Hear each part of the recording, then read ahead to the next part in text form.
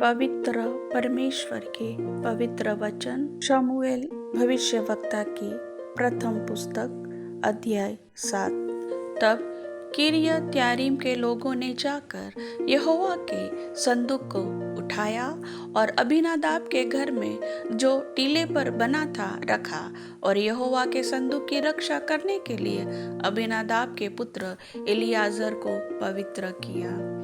किरियत Jearim में संदूक को रखे हुए बहुत दिन हुए, अर्थात 20 वर्ष बीत गए और इज़राइल का सारा घराना विलाप करता हुआ यहोवा के पीछे चलने लगा।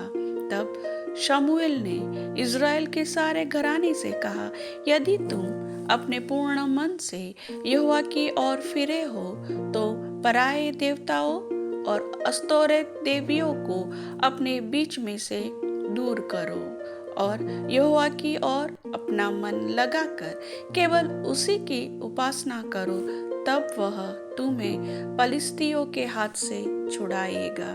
तब इज़राइलियों ने बाल देवताओं और अस्तोरेत देवियों को दूर किया और केवल यहोवा ही की उपासना करने लगे। फिर शमूएल ने कहा, सब इज़राइलियों को मिस्पा में इकट्ठा करो और मैं तुम्हारे लिए यहोवा से प्रार्थना करूंगा। तब वे मिस्पा में इकट्ठे हुए और जल भर के यहोवा के सामने उंडेल दिया और उस दिन उपवास किया और वहां कहने लगे, हमने यहोवा के विरुद्ध पाप किया है। और शमूएल ने मिस्पा में इज़राइलियों का न्याय किया। जब पलिश्तियों ने सुना कि इज़राइली मिस्पा में इकट्ठे हुए हैं, तब उनके सरदारों ने इज़राइलियों पर चढ़ाई की। यह सुनकर इज़राइली पलिश्तियों से भयभीत हुए और इज़राइलियों ने शमूएल से कहा, हमारे लिए हमारे परमेश्वर यहोवा की दुहाई देना न छोड़, जिससे वह हमको पलिश्तियों के हाथ से बचाए। तब शमूएल ने एक दूध पीता मेमना ले सर्वांग होम बलि करके यहोवा को चढ़ाया और शमूएल ने इज़राइलियों के लिए यहोवा की दुहाई दी और यहोवा ने उसकी सुन ली। और जिस समय शमूएल होम बलि को चढ़ा रहा था, उस समय पलिश्ती इज़राइलियों के संग युद्ध करने के लिए निकट आ गए। तब उसी दिन यहोवा ने पलिश्तियों के ऊपर बादल को बड़े कड़क के साथ गरजा कर उन्हें घबरा दिया और वे इज़राइलियों से हार गए। तब इज़राइली पुरुषों ने मिस्पा से निकलकर पलिश्तियों को खदेड़ा और उन्हें बैतकर के नीचे तक मारते चले गए।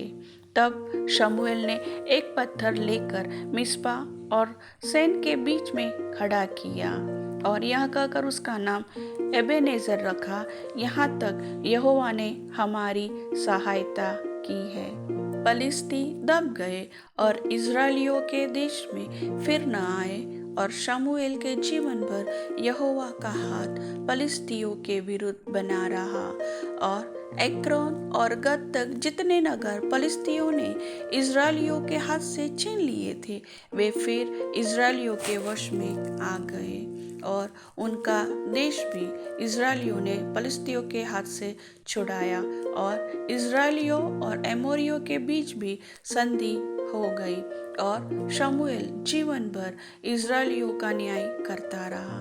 वह प्रतिवर्ष बेतेल और गिलगाल और मिस्पा में घूम घूम कर उन सब स्थानों में इज़राइलियों का न्याय करता था।